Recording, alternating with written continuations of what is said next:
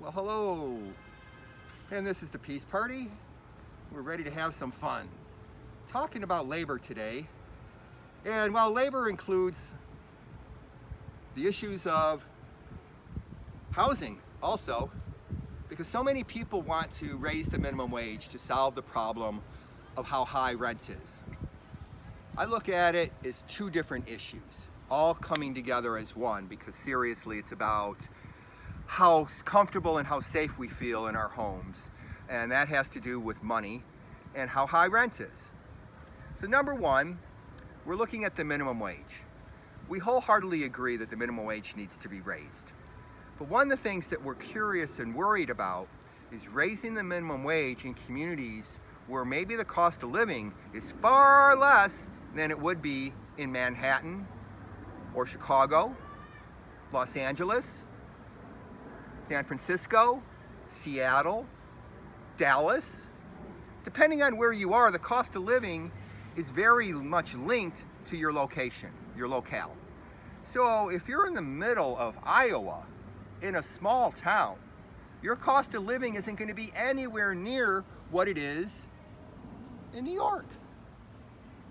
So what we're suggesting is that the cost of living be in part tied, the minimum wage be tied in part to the cost of living of where you are. With the idea that if you are part of the corporate world and you are on the stock exchange being publicly traded, you automatically must pay the highest of the minimum wages, whether that be $20 an hour or $15 an hour.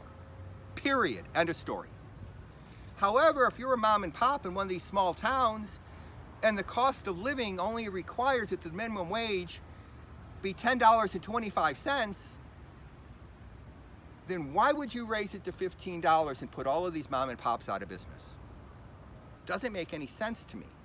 So we're looking at the minimum wage as something that needs to be looked at from a micro and macro point of view.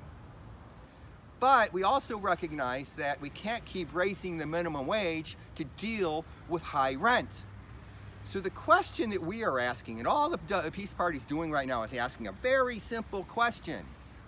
What is a reasonable profit for a landlord to make on a rental unit? So let's say that the rental unit costs $1,000 total in expenses to run. So it's $1,000 to run this particular apartment. I don't care how many bedrooms are in the apartment. That's irrelevant. It's $1,000 for property taxes, principal and interest, water, heat, garbage pickup, insurance, all of the bills. Just think of a bill that a landlord might have to pay. It's included in this $1,000. What's a reasonable profit for this landlord to make? Is it 15%? Well, that would make the rent $1,150. Is it 50%? Well, that makes it $1,500. See how the rent's going up here? What is a reasonable rate? What is a reasonable profit for a landlord to make? Because what I believe, what the Peace Party is afraid of, is that if we raise the minimum wage, landlords are going to raise rent because the wages went up. They're just going to say, that's why. Wages went up, so we should raise rent. It becomes this never-ending slippery slope where we slide down and landlords are just making money. And small businesses can't afford to pay for landlord greed. It's absolutely ridiculous to think that a small business owner should be forced and put in a predicament of having to pay extra in wages because of landlord greed. And you can see now how the two things are melded together, because you can't keep raising minimum wages to pay for high rent when the rent keeps going up. So the question is, what is a reasonable profit for a landlord to make?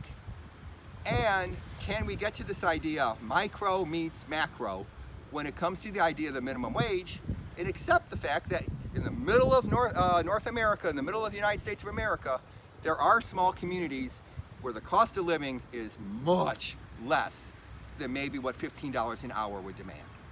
And so we're looking for common sense when it comes to our economic policy, because we believe that all of America should benefit, not just the few. Thank you.